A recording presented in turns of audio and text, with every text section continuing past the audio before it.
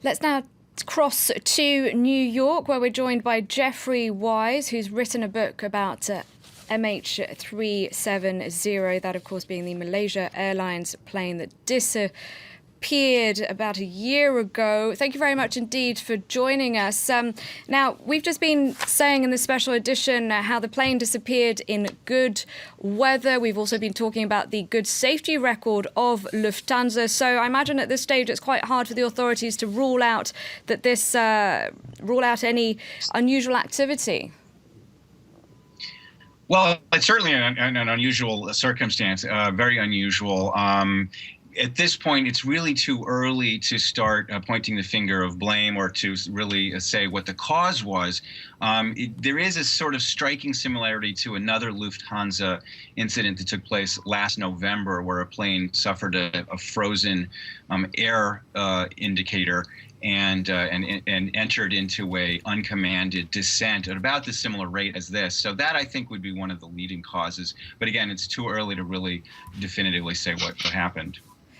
We've had an Air France pilot contact us here at France 24, and he was saying that there could be an issue with the probes on the A320s. Do you know anything about that? Well, right, that's what I'm talking about. There's a piece of equipment called an angle of attack indicator, and that's used for preventing a stall when a plane goes too slowly and the wings don't generate lift.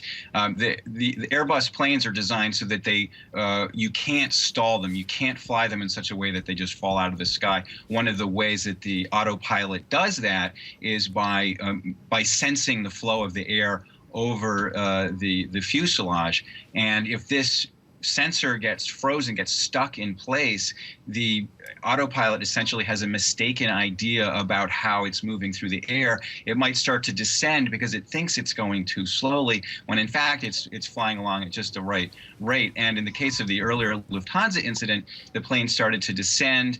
It would have been catastrophic. Fortunately, in that case, the pilot was able to regain control. It's too early to say for sure, but I think one of the things investigators are going to be looking at is if something like that might have happened in this case as well.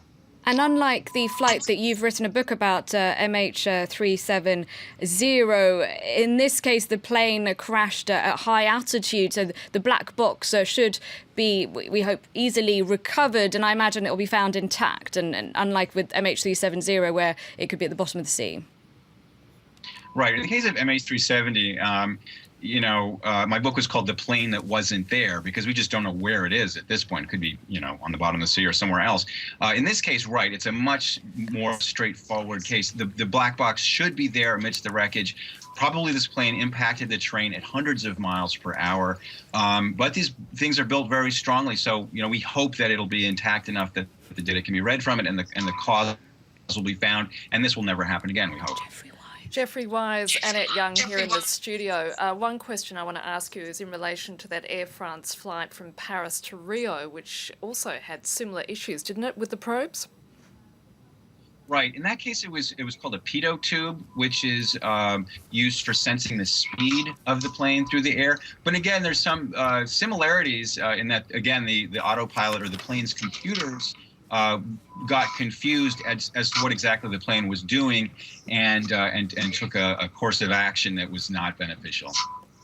Yeah, and just looking at the trajectory of the plane, it seemed to have done some quite unusual things in its final minutes of flying in terms of its altitude. We're getting various reports as to what altitude it was at. We've had sources saying it was at a curiously high altitude. Then, of course, it plunged. Have you had a chance to look at any of that? And does any of it strike you as being conducive to supporting one or other of the theories that are out there? Well, yeah, it looks like it took off. It ascended to 30,000 feet, probably waited for air traffic control to issue a clearance to a higher altitude. Then it climbed to 38,000 feet, which was probably where it was intending to fly for the rest of its cruise portion. About 5 or 10 minutes in, then it starts this rather rapid 3,000 foot per minute descent. It's still flying straight. It's still flying at a normal kind of flight speed. So it doesn't look like it was in any kind of out of control situation. And so, one can imagine some kind of malfeasance taking place in which maybe somebody at the point of a gun is flying in such a way that really isn't good, but they're doing it under duress, or possibly this scenario I outlined before where a sensor is feeding false information to the autopilot and causing it to descend. Jeffrey, I think both of those are on the table right now. There might be others as well. Just to say, certainly given the fact that there was an unusual sort of flight path in the last few minutes of its flight, wouldn't this be causing concern with whoever was monitoring the plane in air traffic control? I mean, how closely monitored are these flights? Well, they should be very closely monitored. I mean, there's a person who's looking at a screen. They're directly responsible for this flight. This plane is supposed to maintain its altitude. This is important because planes have to stay where they're supposed to be so that they don't run into other planes. And so this should have caused some alarm, especially after the plane issued a distress call, although it sounds like this distress call was very close to the end. What happens, oftentimes you'll see a case in which a plane will be in serious trouble, but the pilots won't issue a mayday call because they're too busy trying to figure out what happened. They might not even realize the severity of the situation that they're in until it's too late. But again, I think air traffic control should have been alarmed at what was happening, and they probably were, but we don't know at this point.